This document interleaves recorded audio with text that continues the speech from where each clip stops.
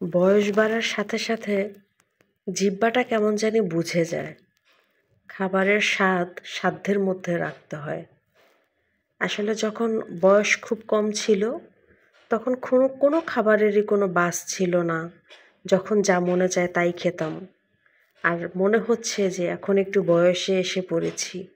আর এখন এই বয়সে এসে বুঝতে পারি সব খাবার আমাদের জন্য না। একটা সময় ডিম ছাড়া চলতোই না।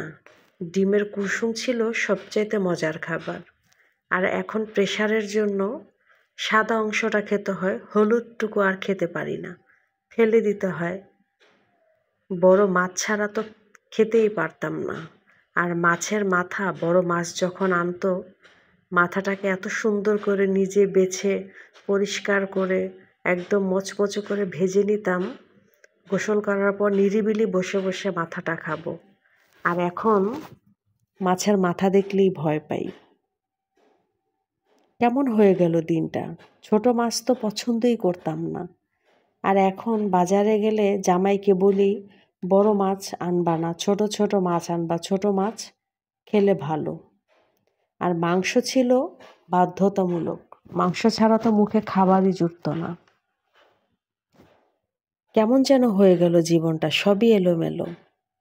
মনে হয় একটু আলুর ভর্তা হলেই ভালো লাগে।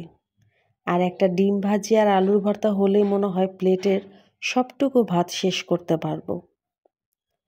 একটা সময় এমন ছিল, হাঁটতেই ভালো লাগতো না। হাঁটলে হাঁপিয়ে যেতাম ৫ মিনিট হাঁটলেই। আর এখন মাইলের পর মাইল হেঁটে যাই, মনে হয় হাঁটলেই ভালো, শরীরটা সুস্থ থাকবে। আর পকেটের টাকাটাও বেঁচে গেল। আর যখন ঈদ আসতো, সব মার্কেটের মনে হতো সবচেয়ে সুন্দর জামাটা কিনে নিয়ে আসি। ১০ রোজা থেকে বায়না ধরতাম, ঈদের মার্কেট কবে করব। ঈদ চলে আসতেছে, আমার ফ্রেন্ডরা সব ভালো ভালো জামা কাপড় কিনে নিচ্ছে, আমি কেন কিনছি না। বিয়ের পরেও ছেলে মেয়ের আগেই যেমন আমার নিজের বায়না ছিল, ওদের আগেই যেন আমি আমার ড্রেস কিনে নিতাম। মেয়েকে যদি ২টা ড্রেস দিতাম, আমি নিতাম ৫টা।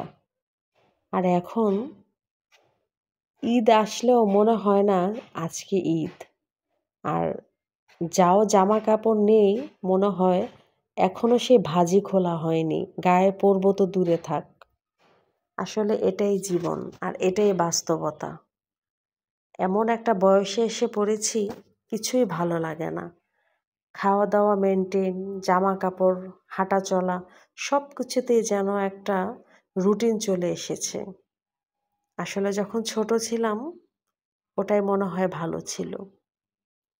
গল্প করতে করতে কিন্তু আমার রান্নাটাও শেষ হয়ে গেল। কেন জানি মনে হচ্ছে কি রান্না করলাম, রান্নাতে কি কি দিলাম, এই কথাগুলো না বলে এই কথাগুলোই বেশি বলা জরুরি ছিল। আর এই জন্য আজকে আমি এই কথাগুলোই বললাম। কথাগুলো যাদের ভালো না লাগবে তারা ইগনোর করবেন। আর যাদের ভালো লাগে সুন্দর করে একটা কমেন্টস করবেন। আমার ইউটিউব চ্যানেল অবশ্যই সাবস্ক্রাইব করে দিবেন। আমার ইউটিউব চ্যানেল লিঙ্কটা অবশ্যই আমার এই ভিডিওতে দেয়া হবে। আর আমার ভিডিওটা কেমন লাগলো সেটাও অবশ্যই কমেন্টস করে জানাবেন। আজকে আমি রান্না করলাম গরুর মাংস আর শিং মাছ দিয়ে লাউ।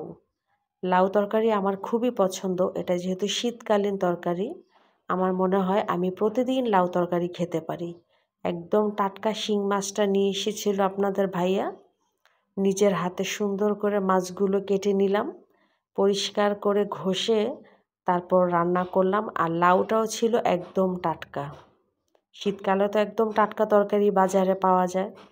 তো সবাই ভালো থাকবেন। আজকের ভিডিওটা এই পর্যন্তই। আল্লাহ হাফেজ।